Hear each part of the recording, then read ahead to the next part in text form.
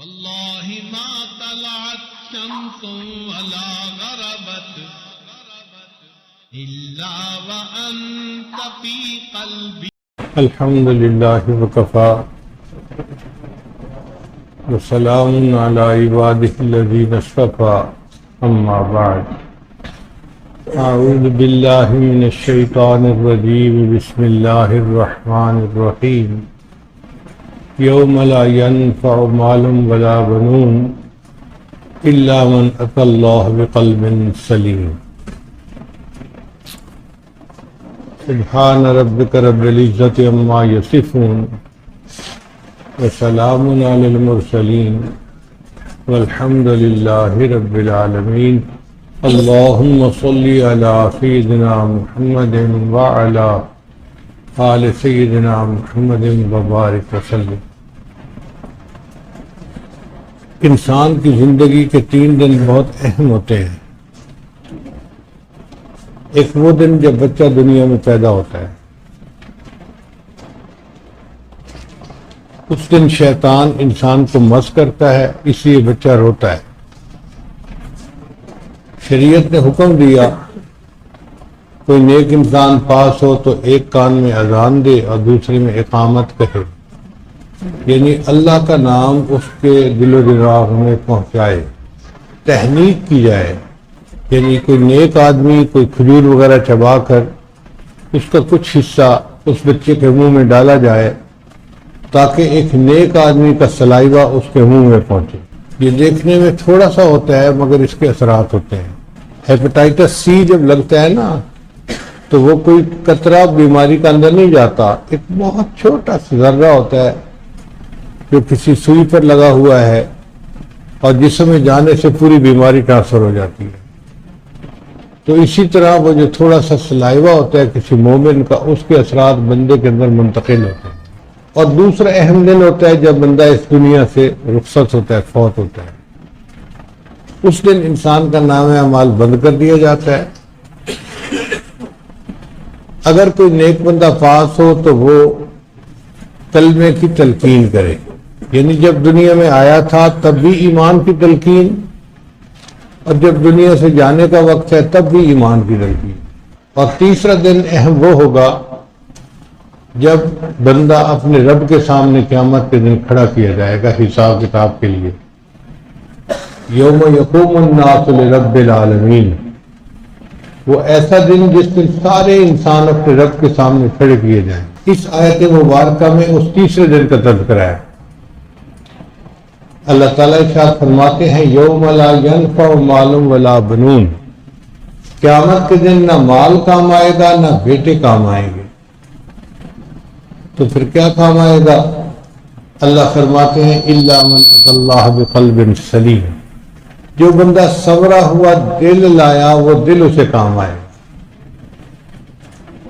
اللہ تعالیٰ بندے کی شکل و صورت کو نہیں دیکھتے. ان اللہ لا ينظر الى صورکم ولا الى اموالکم، ان اللہ لا ينظر الى صورکم ولا الى اموالکم ولکن ينظر الى قلوبکم واعمالکم، بلکہ اللہ تعالیٰ تو دیکھتے ہیں تمہارے دلوں کو، تمہارے اعمال کو. تو اللہ تعالیٰ کی نظر بندے کے دل پر ہوتی ہے.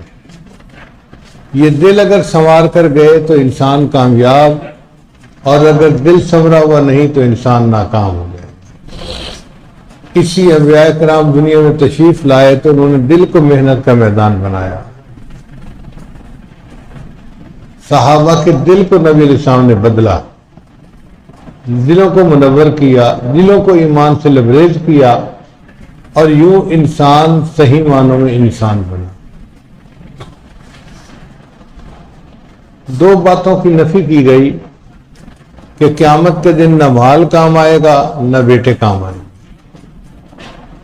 مال تو ایسے دنیا میں کام نہیں آتا. لوگ دھوکہ کھا لیتے ہیں جی کہ مال ہوگا تو ہر کام ہو جائے گا. دنیا بھی مال سے ہر کام نہیں ہوتا. آپ غور کیجئے، مال سے آپ کتاب تو خرید سکتے ہیں، علم کو تو نہیں خرید سکتے. مال سے آپ اینک تو خرید سکتے ہیں بینائی کو تو نہیں خرید سکتے، مال سے آپ اچھے کپڑے تو خرید سکتے ہیں، خوبصورتی کو تو نہیں خرید سکتے، مال سے آپ دوائیاں تو خرید سکتے ہیں، جوانی کو تو نہیں خرید سکتے، اور مال سے آپ کسی کی خوشامد کو تو خرید سکتے ہیں، کسی کے دل کی محبت کو تو نہیں خرید سکتے۔ تو دنیا میں بھی مال سے ہر کام نہیں ہوتا، اور قیامت کے دن تو مال بالکل کام نہیں آئے گا۔ اللہ تعالیٰ فرماتے ہیں یوم لا ینفع مال، قیامت کے دن مال کوئی فائدہ نہیں دے گا، نہ بیٹے کام آئیں گے۔ دنیا میں انسان کے 3-4 بیٹے ہوں، کوئی فوج میں ہے، کوئی کمشنر بنا ہوا ہے، کوئی تاجر ہے، کوئی ڈاکٹر ہے، تو باپ کو بڑی تسلی ہوتی ہے دل میں، کوئی مصیبت پڑی، مشکل پڑی، میرے بیٹے میرے کام آئیں گے۔ مگر قیامت کے دن تو کوئی کسی کے کام نہیں آئے گا۔ تو سوال پیدا ہوتا ہے کہ پھر کیا چیز کام آئے گی؟ اللہ تعالیٰ فرماتے ہیں الا من اتى اللہ بقلب سلیم، جو بندہ سنورا ہوا دل آیا وہ دل اسے کام آئے گا۔ تو ہمیں اپنے دلوں کو سنوارنا ہے تاکہ یہ دل ہمارے اللہ کو پسند آ جائے۔ آپ دیکھیں ہر بندہ یہ سمجھتا ہے کہ دوسرا میرا چہرہ دیکھتا ہے۔ ہم سو کر جاگتے ہیں تو سب سے پہلے منہ دھوتے ہیں۔ اگر کوئی باہر بندہ ملنے کے لیے آئے اور سویا ہوا بندہ اٹھے تو وہ پہلے منہ دھوئے گا پھر باہر نکلے گا۔ کوئی منہ کیوں دھو رہے ہو؟ اور جی میلے منہ کے ساتھ لوگوں کے سامنے کیسے جاؤں؟ جس طرح ہم میلے منہ کے ساتھ لوگوں کے سامنے جانا پسند نہیں کرتے، اسی طرح اللہ والے میلے دلوں کے ساتھ اپنے رب کے سامنے جانا پسند نہیں کرتے۔ وہ بھی پھر اپنے دلوں کو دھوتے ہیں، چمکاتے ہیں، تاکہ ہمارے اللہ نے اس کو دیکھنا ہے، ہمارا دل چمکا ہوا ہو، اس پر گرد مٹی نہ ہو، اس پر داغ نہ ہو، اثرات نہ ہو۔ حدیث مبارکہ میں آتا ہے بندہ گناہ کرتا ہے دل کے اوپر داغ لگ جاتا ہے، اگر ذکر کرے توبہ کرے وہ داغ دھل جاتا ہے، اور اگر دوبارہ گناہ کر لے تو دوسرا داغ لگ جاتا ہے، اور اگر گناہوں پہ گناہ ہی کی عادت بن جائے تو دل پر داغ لگتے لگتے لگتے ایسا وقت آ جاتا ہے کہ دل بالکل سیاہ ہو جاتا ہے۔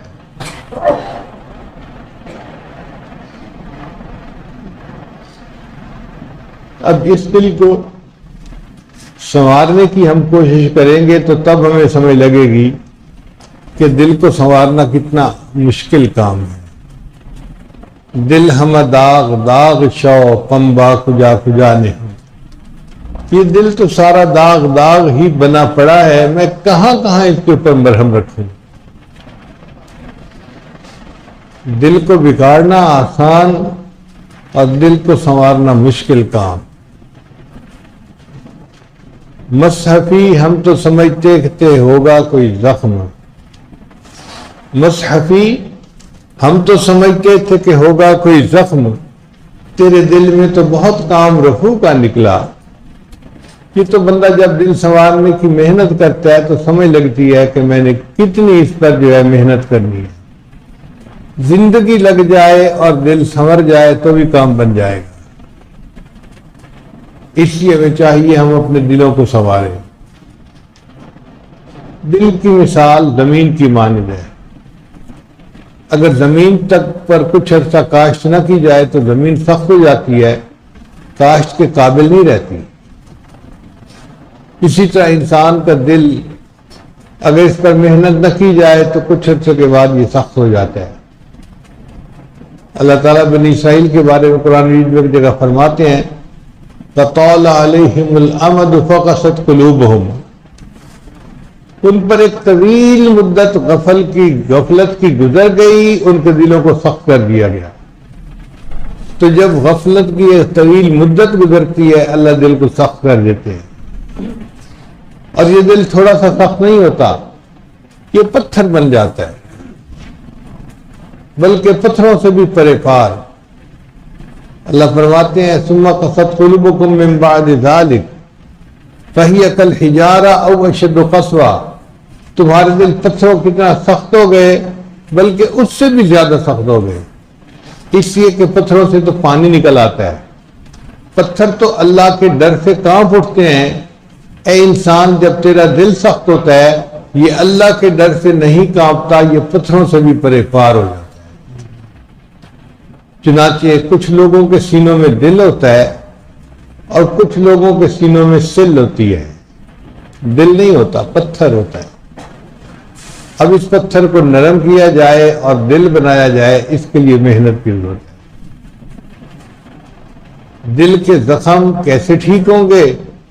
نبی علیہ السلام نے راستہ بتا دیا، فرمایا ذکر اللہ شفاء القلوب، اللہ کا ذکر دلوں کی بیماریوں کے لیے شفا ہے۔ تو جو بندہ ذکر کی کثرت کرتا ہے، دل کی بیماریاں ٹھیک ہو جاتی ہیں اور دل اس کا صحت مند ہو جاتا ہے۔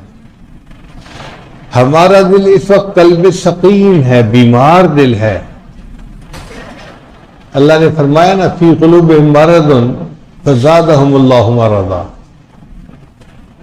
اب کوئی بندہ کہے جی کہ دل کیوں بیمار ہے؟ بھئی اس لیے کہ جب نظر غیر محرم کی طرف اٹھتی ہے نا، لالچ والی، تو دل کی بیماری کی دلیل ہوتی ہے۔ اللہ تعالیٰ فرماتے ہیں نبی علیہ السلام کی بیویوں، تم اگر کسی کو کوئی چیز دینے کا موقع آئے تو پردے کے پیچھے سے دو۔ فَيَطْمَعَ الَّذِي فِي قَلْبِهِ مَرَضٌ، ایسا نہ ہو کہ طمع کرے وہ بندہ جس کے دل میں مرض ہے۔ تو جس کے دل میں مرض ہوتا ہے وہ غیر کو دیکھ کے دل میں طمع کرتا ہے۔ آج ہم اپنے دل سے پوچھیں تو دل گواہی دے گا کہ ہمارے دل میں تو بہت طمع بھری پڑی ہے۔ تو یہ دل کی بیماری کی دلیل ہے۔ اب اس دل کو ٹھیک کرنے کے لیے ذکر کی کثرت کی ضرورت ہے۔ لیٹے بیٹھے چلتے ہر وقت اللہ کا ذکر کرتے رہیں تاکہ اللہ کی برکت نور دل کے اندر آ جائے اور ہمارے دل کو سنوار جائے۔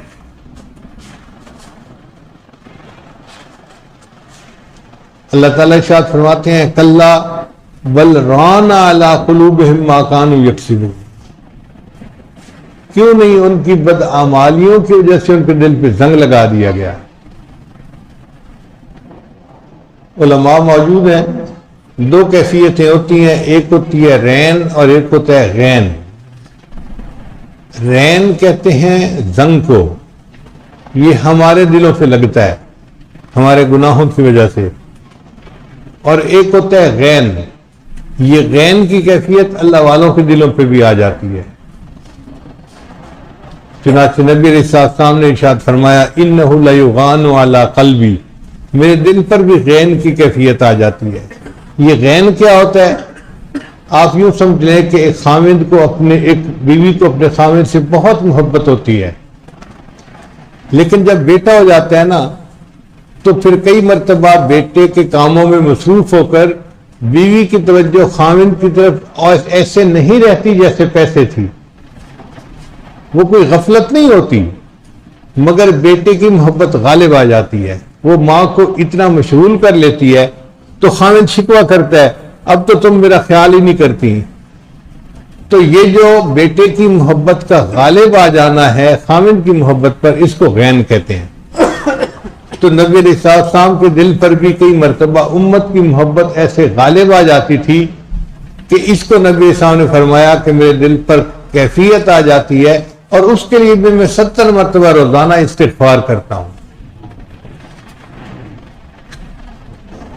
لیکن ہم عام لوگ ہیں، ہمارے دلوں پر رین کی کیفیت ہوتی ہے، زنگ آ جاتا ہے، اور یہ زنگ گناہوں کی وجہ سے ہوتا ہے۔ اللہ تعالیٰ ہمارے دلوں کو زنگ سے محفوظ فرمائے۔ آپ جانتے ہیں کہ مشین کا پرزہ کتنا ہی زنگ آلود کیوں نہ ہو، اگر اس کو صاف کیا جائے تو وہ نیچے سے بالکل صاف چمکدار پھر نکل آتا ہے۔ تو یہ رین جو ہے یہ دل کے اندر نہیں جاتا، دل کے اندر داخل نہیں ہوتا، دل کے اوپر کی سطح پر ہوتا ہے۔ اس لیے جب لا الہ الا اللہ کا ذکر کرتے ہیں یا اللہ اللہ کا ذکر کرتے ہیں تو یہ ذکر اوپر سے زنگ کی تہ کو ہٹا دیتا ہے اور نیچے سے پھر چمکتا ہوا دل نکل آتا ہے۔ ہمیں اب اپنے دل کو چمکانے کی ضرورت ہے. جب دل زنگ سے پاک ہو جاتا ہے پھر اس کو اعمال کے اثرات محسوس ہوتے ہیں. جیسے بندہ نزلہ زکام کا مریض ہونا تو اس کو خوشبو کا پتہ نہیں چلتا کہ یہ خوشبو عنبر ہے یا مشک ہے یا فلاں ہے، اس کو کیا پتا. تو نزلہ زکام کا مریض بیچارے کا ناک بند ہے، وہ کیا سوچے گا. اسی طرح چونکہ دل کے اوپر زنگ لگا ہوتا ہے ہمیں اعمال کے مزے کا پتہ نہیں چلتا. نہ ہمیں قرآن مجید کی تلاوت کا مزہ آتا ہے، نہ نماز کا مزہ آتا ہے، نہ اللہ کے ذکر کا مزہ آتا ہے. لیکن جیسے ہی یہ زنگ دور ہوتا ہے تو اعمال کی کیفیات بندے کو محسوس ہونا شروع ہو جاتی ہے. پھر قرآن مجید پڑھنے کا بھی مزہ آتا ہے. ایسا مزہ آتا ہے کہ بندے کو باقی مزے ہی بھول جاتے ہیں. حدیث مبارکہ میں آتا ہے کہ ایک صحابی نماز پڑھ رہے تھے تو دشمن نے تیر مارا، ان کو لگا اور ان کا خون بہنے لگا. اس وقت تک جسم سے خون نکلنے پر وضو ٹوٹنے کا مسئلہ واضح نہیں ہوا تھا. پھر تھوڑی دیر بعد دشمن نے پھر تیر مارا، وہ بھی لگا، پھر خون بہنے لگا. تو انہیں خیال آیا ایسا نہ ہو کہ میں زیادہ خون نکلنے کی وجہ سے بے ہوش ہو جاؤں اور میرے فرض منصبی میں کوتاہی آ جائے. تو انہوں نے جلدی سے نماز مکمل کی اور اپنے ساتھی کو جگایا اور کہا کہ دیکھو اگر مجھے فرض منصبی میں کوتاہی کا ڈر نہ ہوتا میں تیروں پہ تیر تو کھاتا رہتا، قرآن کو پورا پڑھے بغیر نہ سورہ کہف کو پورا پڑھے بغیر نماز نہ چھوڑتا. ہمیں مچھر کاٹے تو ہماری ساری توجہ نماز کی ختم ہو جاتی ہے. اور ان کی کیفیت یہ تھی کہ وہ کہتے تھے کہ میں تیروں پہ تیر تو کھاتا رہتا، نہ سورہ کہف پڑھے بغیر نماز کو مکمل نہ کرتا. کتنا لطف، کتنا مزہ آتا ہوگا. تذکرۃ الحفاظ ایک کتاب ہے، اس میں قرآن مجید کے حفاظ کے بہت سارے واقعات ہیں. ایک واقعہ بڑا عجیب میں نے اس میں پڑھا. ایک نوجوان تھا، نیک تھا، اس کی شادی ہوئی تو شادی کی پہلی رات بیوی کے پاس ہو گیا، سلام دعا ہوئی تو میاں بیوی دونوں نے فیصلہ کیا کہ ہم پہلے 2 رکعت نفل پڑھ لیتے ہیں پھر اس کے بعد ملاقات کریں گے. دونوں کا وضو تھا، چنانچہ خاوند کھڑا ہو گیا اور اس نے 2 رکعت کی نیت باندھی. بیوی پیچھے آ گئی، کھڑی ہو گئی، اس نے بھی 2 رکعت کی نیت باندھ لی. اب بیوی تو 2 رکعت پڑھ کے بیٹھی ہے انتظار میں کہ خاوند کب نماز مکمل کرتا ہے، اور خاوند نے قرآن پاک کی تلاوت شروع کی اور وہ قرآن پڑھتا رہا، اتنا قرآن پڑھا کہ صبح سحری کا وقت قریب ہو گیا. سحری کے وقت اس نے سلام پھیرا. جب سلام پھیرا تو پھر اس کو محسوس ہوا آج تو میری شادی کی رات تھی اور میری بیوی میری انتظار میں بیٹھی ہوئی ہے. تو اس نے بیوی سے معذرت کی کہ بھئی میں نماز پڑھنے جاتا ہوں فجر کی، واپس آؤں گا تو پھر ملاقات کریں گے. بیوی نے کہا آپ خود بھی ساری رات جاگتے رہے اور مجھے بھی آپ نے ساری رات جگایا اور تھکا دیا. اس نے کہا سوری، مجھے معاف کر دو، مجھے خیال ہی نہیں رہا تھا. اب جب مسجد میں نماز پڑھی تو دوستوں نے مبارکباد دی کہ شادی کی پہلی رات تھی، تم نے بیوی کو کیسے پایا. وہ سچ کا زمانہ تھا، جھوٹ تو بولتے نہیں تھے، تو وہ لوگوں کو کیا بتاتا دوستوں کو کہ بیوی کیسی ہے. تو اس نے بتایا کہ میری بیوی سے ابھی ملاقات نہیں ہوئی. تو دوست ہوتے ہیں، انہوں نے اس کو تانے دیے، تو کیسا مرد ہے ساری رات بیوی کے پاس گزار کے آیا اور کہتا ہے کہ بیوی سے ملاقات ہی نہیں ہوئی اور تو نے بیوی کو جو ہے نا وہ دیکھا بھی نہیں، بات بھی نہیں کی. تو کیسا مرد ہے، تو کیسا خاوند ہے. جب انہوں نے اس کو بہت زیادہ شرمایا نا تو وہ نوجوان کہنے لگا اللہ کی قسم میں نے تو 2 رکعت کی نیت باندھی تھی، قرآن پاک میں ایسا مشغول ہوا میرے ذہن سے ہی نکل گیا کہ بیوی میرے انتظار میں ہے. کتنا ان کو مزہ آتا ہوگا قرآن مجید کے پڑھنے میں کہ ان کو باتیں ہی باقی بھول جاتی تھی. جب دل انسان کا گناہوں سے پاک ہو جاتا ہے تو پھر پوری رات قرآن مجید پڑھنے کا مزہ آتا ہے. سیدنا عثمان غنی اللہ عنہ فرمایا کرتے تھے لو طہرت قلوبکم ما شبعتم من کلام ربکم، اگر تمہارے دل پاک ہوتے تو تمہارے دل قرآن مجید پڑھنے سے کبھی بھی نہ بھرتے۔ اس کی مثال ایسے ہے جیسے آئس کریم سے انسان کا دل نہیں بھرتا، پیٹ بھر جاتا ہے، دل نہیں بھرتا، دل چاہتا ہے اور کھائیں اور کھائیں اور کھائیں۔ اسی طرح انسان جب قرآن مجید پڑھتا ہے تو اس کا دل چاہتا ہے بس میں پڑھتا رہوں پڑھتا رہوں پڑھتا رہوں، ایسا مزہ آتا ہے۔ ابھی تو ہم اس مزے سے واقف ہی نہیں ہیں، جیسے ایک نابالغ بچہ بلوغ کی لذتوں سے واقف نہیں ہوتا، ہم قرآن مجید کی لذتوں سے واقف نہیں ہیں، اس لیے تلاوت کو دل نہیں چاہتا، یا تلاوت کرتے ہیں تو تھک جاتے ہیں۔ اگر دل صاف ہوتے تو پھر قرآن مجید کا مزہ ہمیں لطف دیتا،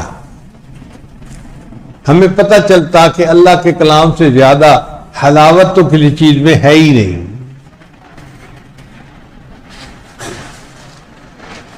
دل مردہ دل نہیں ہے اسے زندہ کر دوبارہ، دل مردہ دل نہیں ہے اسے زندہ کر دوبارہ، کہ یہی ہے امتوں کے مرضے کو ہن کا چارہ۔ امتوں کے پرانے مرض کا علاج یہی ہے کہ دلوں کو زندہ کیا جائے۔ آج ہمارے دل سوئے ہوئے ہیں، بلکہ سچ کہوں کہ ہمارے دل موئے ہوئے۔ ایک شخص حسن بصری رحمۃ اللہ کے پاس آیا، حضرت ہمارے دل سو گئے۔ انہوں نے پوچھا کیسے؟ حضرت آپ درس قرآن دیتے ہیں، ہمارے دلوں پہ اس کا کوئی اثر نہیں ہوتا، تو مجھے لگتا ہے کہ ہمارے دل سو گئے۔ جب اس نے یہ کہا تو حسن بصری رحمۃ اللہ نے فرمایا کہ بھائی کا دلوں پر اثر نہیں ہوتا تو یہ نہ کہو دل سو گئے، بلکہ یوں کہو دل مو گئے، مر گئے۔ وہ بڑا حیران ہوا، حضرت یہ دل مر کیسے گئے؟ حضرت نے فرمایا دیکھو، جب کوئی سویا ہوا ہو اسے جھنجھوڑا جائے وہ جاگ اٹھتا ہے، جس کو جھنجھوڑنے پہ بھی جاگ نہ آئے وہ سویا ہوا نہیں، وہ مویا ہوا ہوتا ہے۔ تو تمہیں قرآن پڑھ کر جو ہے متوجہ کیا جائے اور تمہارے دل نہ جاگیں تو اس کا مطلب ہے یہ دل سوئے ہوئے نہیں، یہ دل موئے ہوئے۔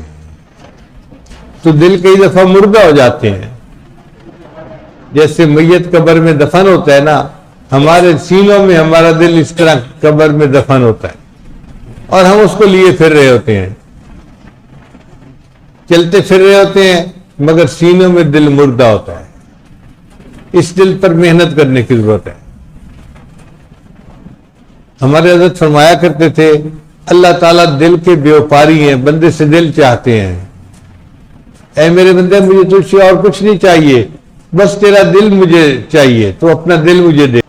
اس لیے بزرگوں نے کہا کہ دل بدستاور کے حج اکبر است، دل بدستاور کے حج اکبر است، وز ہزاراں کعبہ یک دل بہتر است، کعبہ بنیاد خلیل آزر است، دل گزرگاہ جلیل اکبر است۔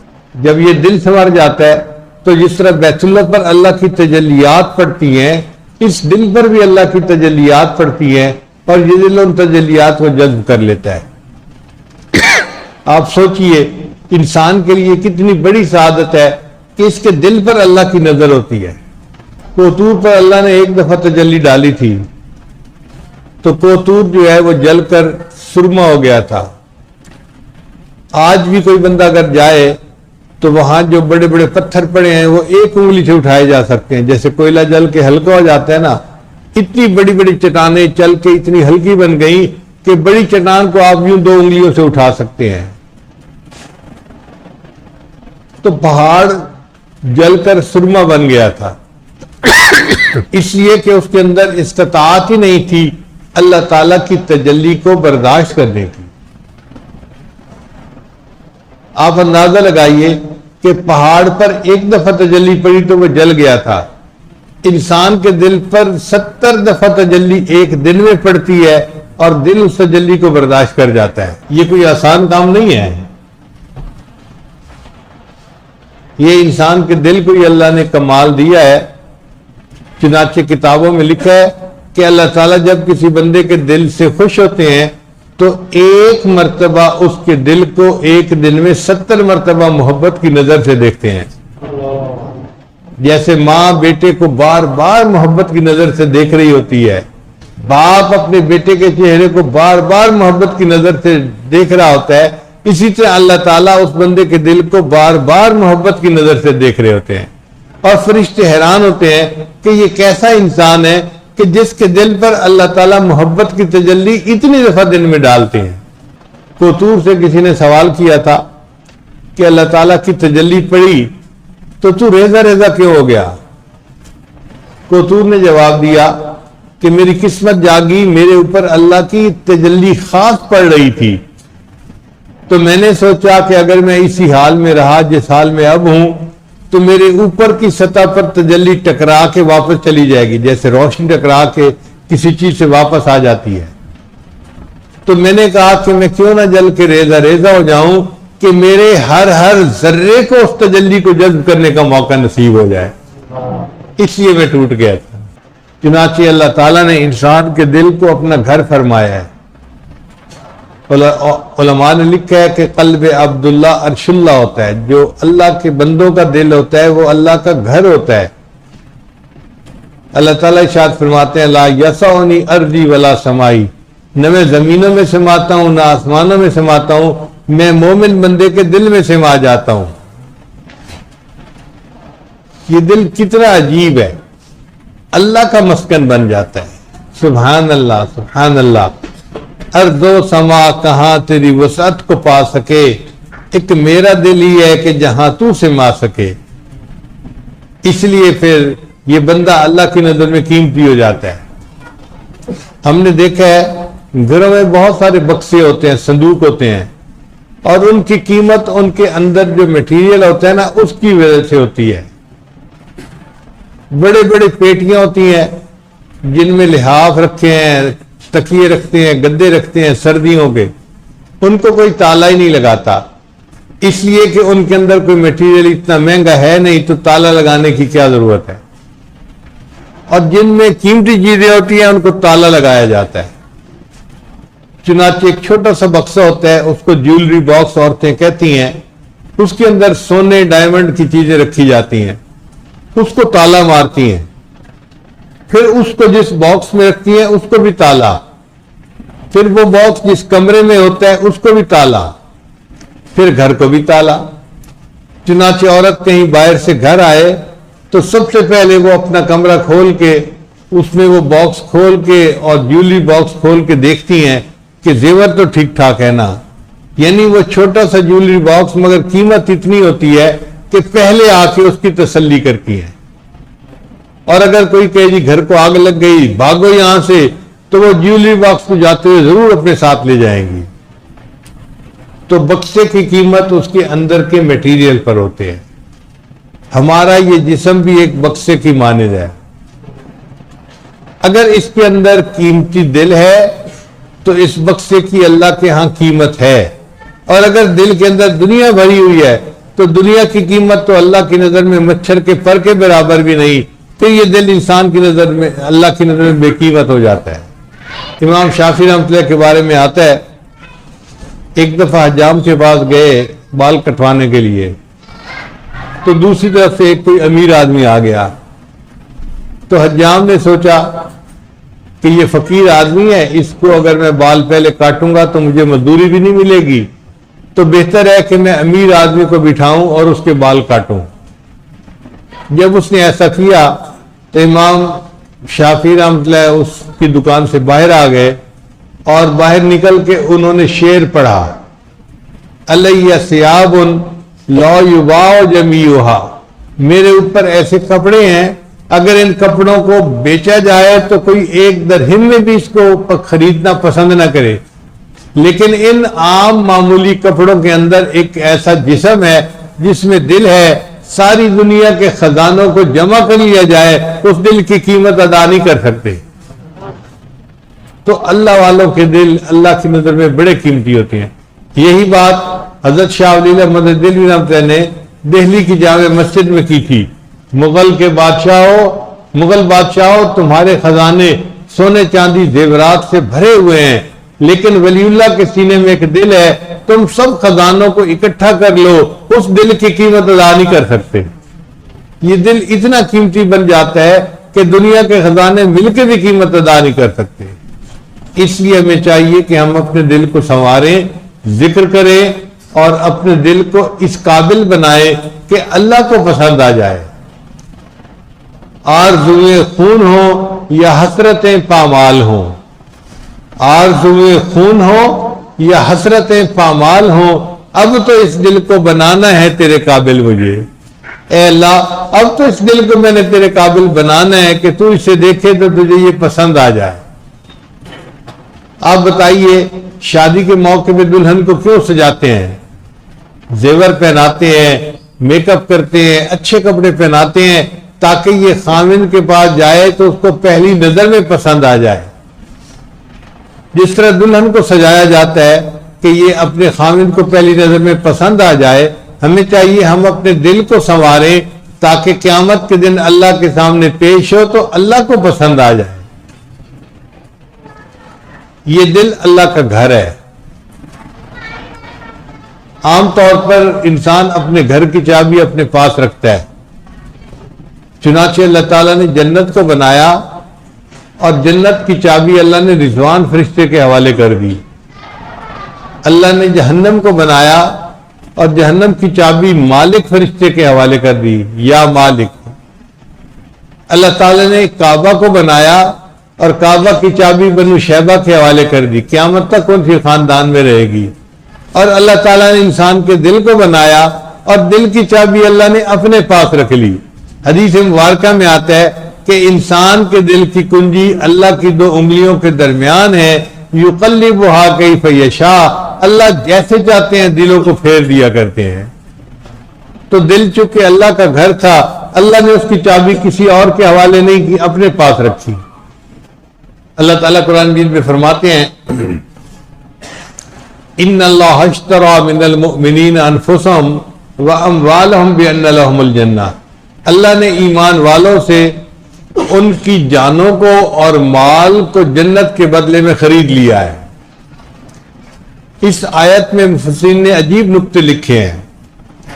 ایک نقطہ تو مفسرین نے یہ لکھا ہے کہ اللہ نے یہ نہیں فرمایا کہ میں نے مومن کے جان اور مال کے بدلے جنت کو بیچ دیا ہے، اس لیے کہ انسان کسی چیز کو بیچتا ہے دو وجہ سے، یا تو حاجت مند ہوتا ہے تو چیز بیچ دیتا ہے، تو جی قسط ادا کرنی ہے اور لینے والے تنگ کر رہے ہیں تو مکان بیچ دو اور قسط ادا کر دو، گاڑی بیچ دو قسط ادا کر دو، لوگ دکان بیچ دیتے ہیں اپنی قسطیں ادا کر دیتے ہیں، یا پھر ان کو زیادہ فائدے کی توقع ہوتی ہے۔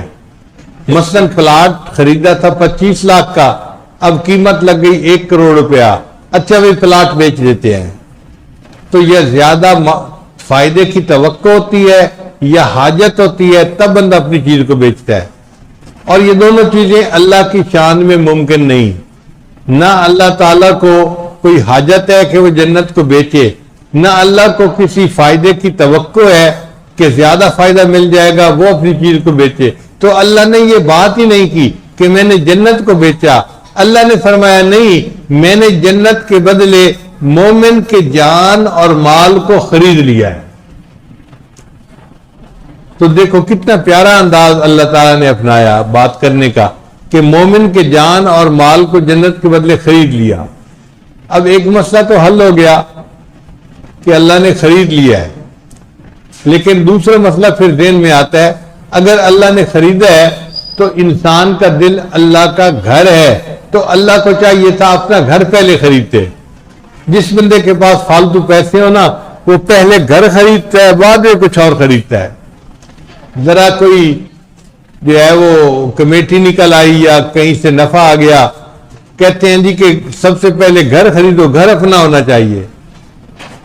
تو اللہ تعالیٰ اگر خریدنا چاہتے تھے تو اللہ نے دل کا تو تذکرہ ہی نہیں کیا۔ علماء نے اس کا بھی جواب لکھا، وہ فرماتے ہیں کہ دیکھیں اللہ نے فرمایا میرے بندے تیرا دل جو ہے نا وہ تو میرا گھر ہے، وہ تو وقف ہے میرے لیے، اور جو وقف کی جائیداد ہوتی ہے اس کی بیع و شراء کی اجازت نہیں ہوتی۔ فرمایا کہ دیکھو یہ تو وقف ہے میرے لیے دل، اس کی تو میں خرید کی بات ہی نہیں کرتا، یہ تو ہے ہی میرا، اس کے علاوہ تیرے پاس تیرا مال اور تیری جان باقی بچی تھی، میں نے جنت کے بدلے اس کو بھی خرید لیا ہے۔ تو اللہ تعالیٰ کا یہ گھر ہے، ہمیں چاہیے ہم اللہ کے گھر کو صاف رکھیں۔ ہم مسجد کو کیوں صاف رکھتے ہیں؟ جی اللہ کا گھر ہے، نجاست نہیں پھیلاتے مسجد میں، تو بھئی دل بھی اللہ کا گھر ہے، اس کو بھی صاف رکھنے کی ضرورت ہے۔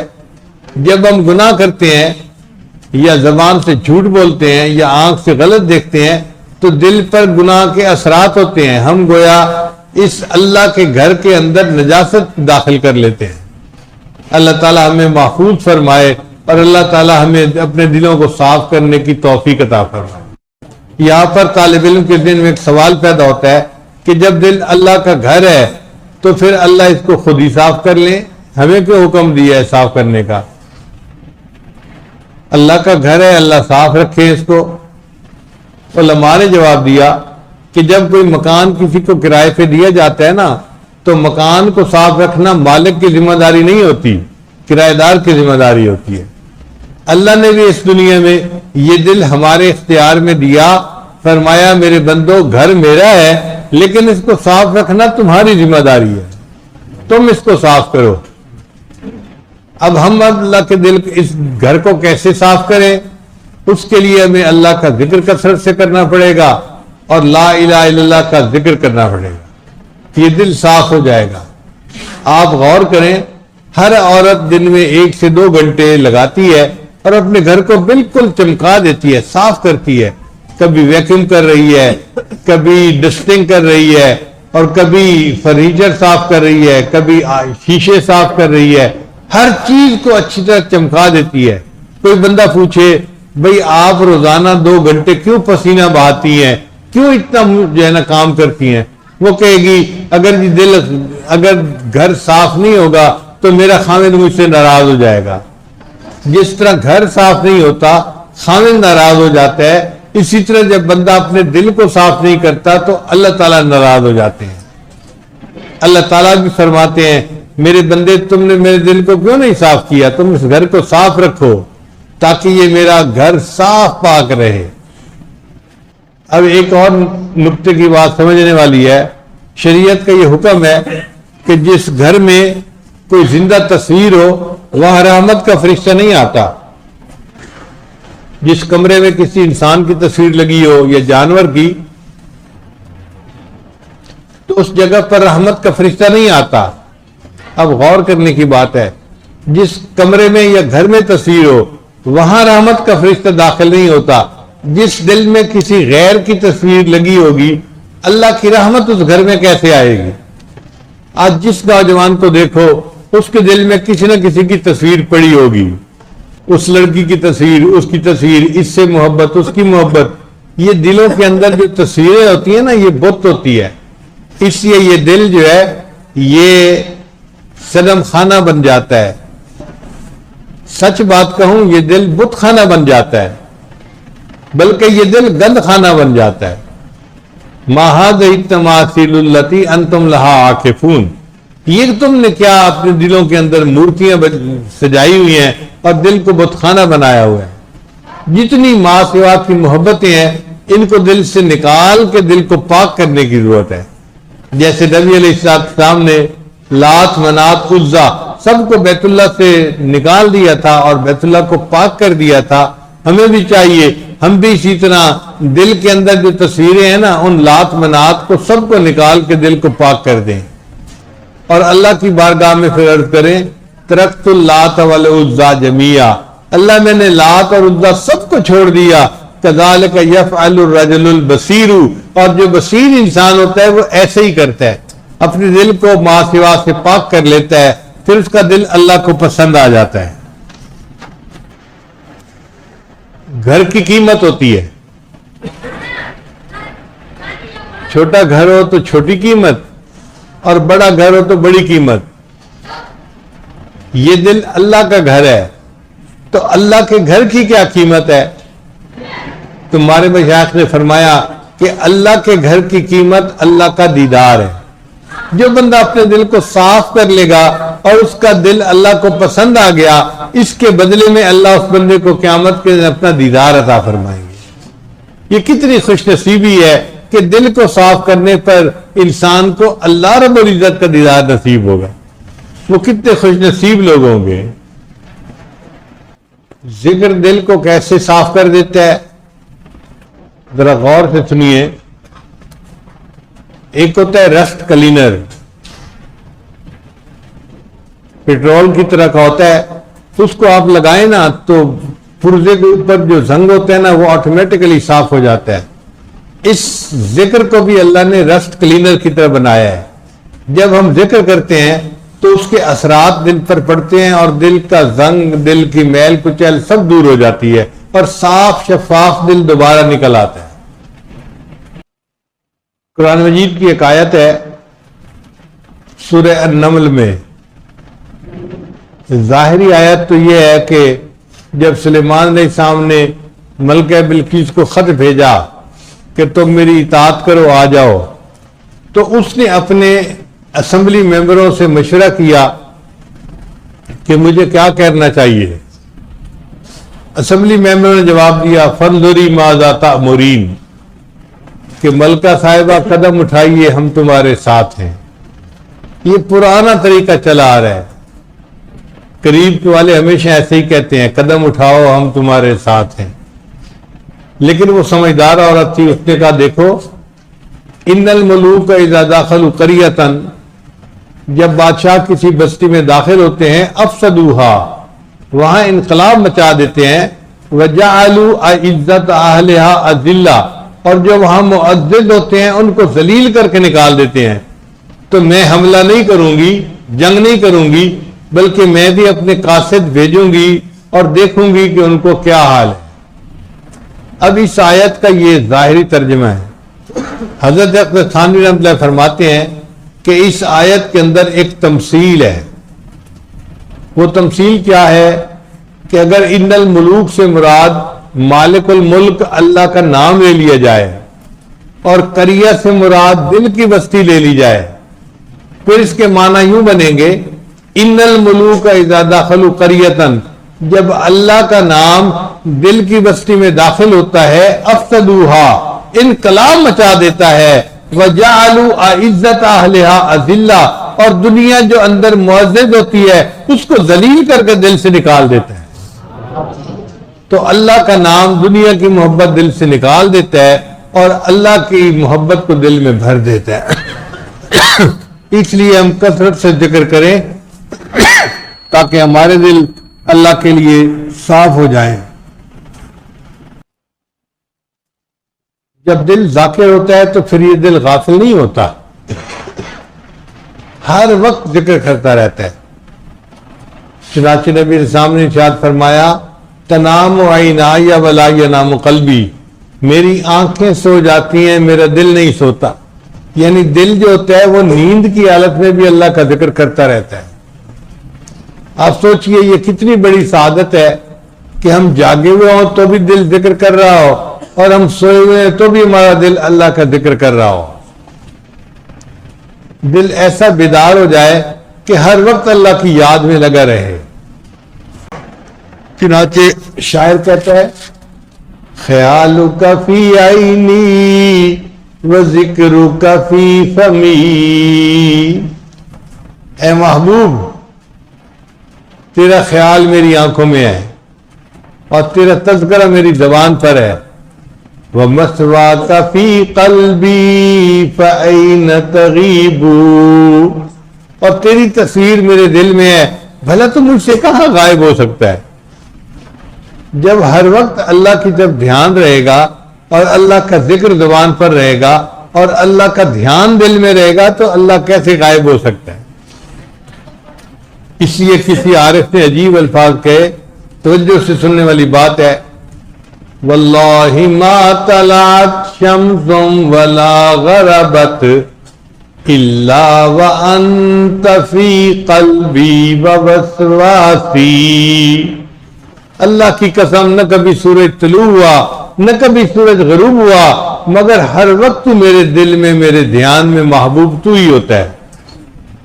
واللہ ما طلعت شمس ولا غربت إلا وأنت في قلبي ووسواسي ولا جلست إلى قوم أحدثهم إلا وأنت حديثي بين جلاسي. اور اللہ کی قسم میں کبھی اپنے دوستوں کی محفل میں نہیں بیٹھا مگر میری زبان پر تذکرے تو اے محبوب تیرے ہی ہوا کرتے ہیں. ولا ذکرتک محزونا ولا طربا. اور محبوب میں نے کبھی آپ کو یاد نہیں کیا غم کی حالت میں یا خوشی کی حالت میں. الا وحبک مقرون بانفاسی. مگر یہ کہ میری سانسوں میں تیری محبت ہی تو لپٹی ہوئی ہوتی ہے. ولا ہممت بشرب الماء من عطش الا رأيت خیالا منک فی الکأس.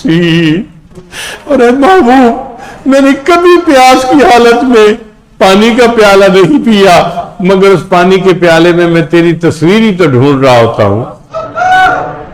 ایسی محبت اللہ کی ہمارے دل میں آ جائے کہ ہر وقت اللہ ہماری آنکھوں کے سامنے رہے, ہمارے دل میں اس کی یاد رہے اور ہم اللہ کی محبت میں اپنی زندگی گزارنے والے بن جائیں. بے دل کے کچھ اشعار ہیں, میں سنا کے بات مکمل کرتا ہوں. بے خود کیے دیتے ہیں انداز حجاب آنا, بے خود کیے دیتے ہیں انداز حجاب آنا, آ دل میں تجھے رکھ لوں اے جلوہ جان آنا. اے محبوب کا جلوہ تجھے میں اپنے دل میں رکھ لوں. بے خود کیے دیتے ہیں انداز حجاب آنا, آ دل میں تجھے رکھ لوں اے جلوہ جان آنا. اے شان کریم آنا اتنا تو کرم کرنا, جب جان لبوں پر ہو تم سامنے آ جانا. اے محبوب میرے اوپر اتنا تو کرم کرنا کہ جب دنیا سے جانے کا وقت آئے اور جان میرے لبوں پر ہو تو اس وقت آپ مجھے اپنے چہرے کا دیدار کروا دینا. کیوں آنکھ ملائی تھی, کیوں آگ لگائی تھی. بندہ جب اللہ سے محبت کرتا ہے نا تو اس میں پہلی ابتدا اللہ سے ہوتی ہے. یحبہم ویحبونہ, قرآن مجید کی آیت ہے. اللہ نے ان سے محبت کی, انہوں نے اللہ سے محبت کی, تو ابتدا اللہ کی طرف سے ہوتی ہے. تو شاعر کہتا ہے کیوں آنکھ ملائی تھی, کیوں آگ لگائی تھی, اب رخ کو چھپا بیٹھے کر کے مجھے دیوانہ. کیا لطف و محشر میں شکوے کیے جاؤں, کیا لطف و محشر میں شکوے کیے جاؤں, وہ ہنس کے کہے جائیں دیوانہ ہے دیوانہ. بے دم میری قسمت میں سجدے ہیں اسی در کے, بے دم میری قسمت میں سجدے ہیں اسی در کے, چھوٹا ہے نہ چھوٹے گا سنگے در جانانا.